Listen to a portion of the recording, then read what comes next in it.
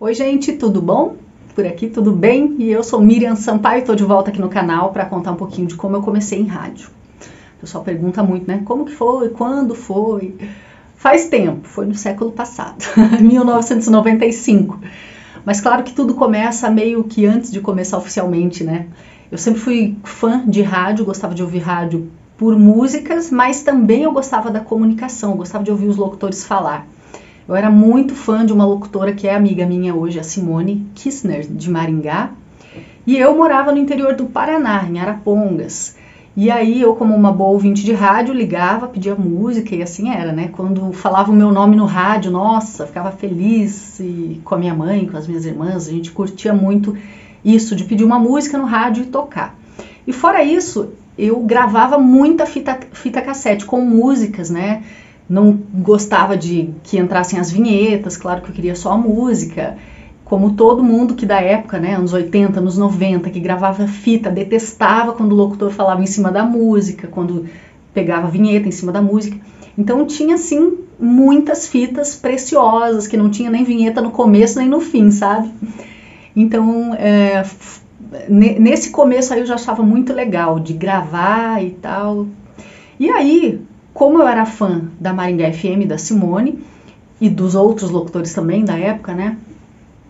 Um dia eu fui conhecer a rádio, e depois que eu fui conhecer, eu me apaixonei por aquele monte de botão, né? Então era bem diferente de como é hoje, que é até um ambiente bem resumido. Então antes era uma mesona de som, com toca-discos, com um monte de CDs, que já era moderno, né? Mas tinha muito disco, o CD, assim, tava começando ali, então era moderno.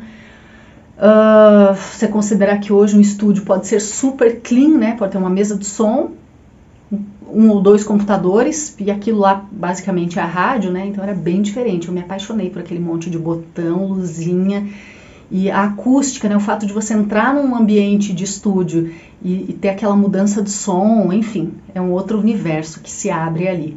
E eu achei super legal e parece que falo, não, é isso aí que eu quero ser, é isso aí que eu quero fazer.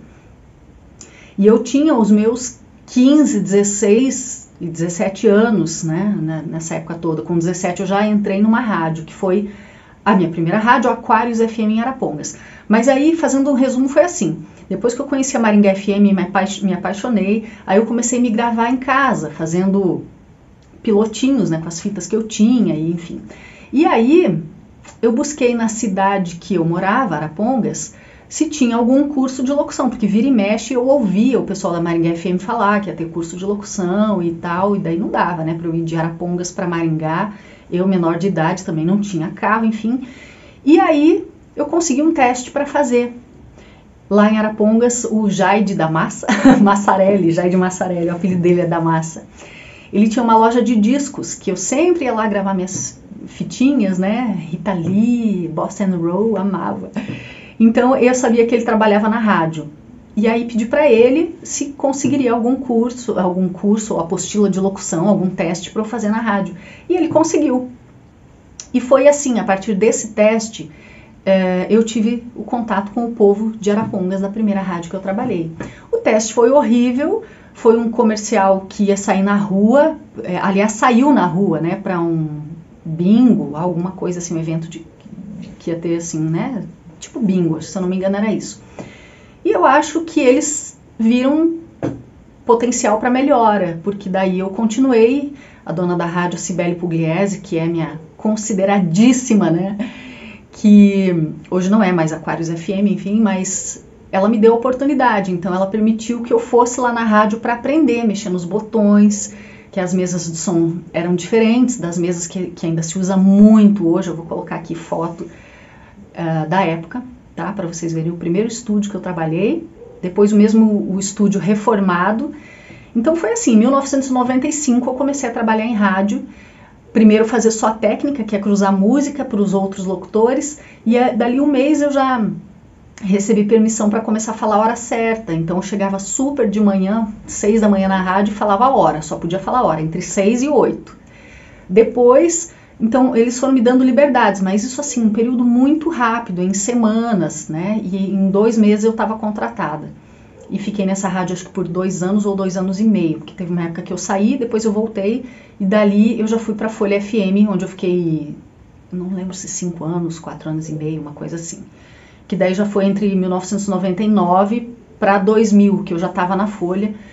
E daí depois da Folha eu tive outras experiências, Tribuna FM, que não é mais Tribuna FM, em Apucarana, aqui no Paraná também. Tive experiência com web rádio Transamérica Japão, que era 100% online, era muito legal. Aí eu fiz também a Londrina Web Rádio. Depois eu realizei um sonho, que foi trabalhar na Maringá FM. Não fiquei muito tempo, porque tinha a questão de estar acostumado com Londrina, daí eu morava em Maringá, e embora eu nasci em Maringá, amo aquela cidade, mas fases da vida, né, em que o contexto não colabora muito, o nosso psicológico não dá muita força para algumas coisas, mas foi um sonho realizado, uma rádio maravilhosa. Eu considero a Maringá FM a melhor rádio do Brasil. Estrutura, funcionamento do ar, tudo. É uma rádio que eu amo. E foi assim que eu comecei. Agora você pode me perguntar, e como é que eu faço para começar hoje? Aí é outra história, outro vídeo, tá bom? Então foi um pouquinho da história de como eu comecei. Se você tiver dúvida, curiosidades extras aí, pode perguntar que eu vou fazer o possível para responder, beleza? Então beijos e até mais. Tchau!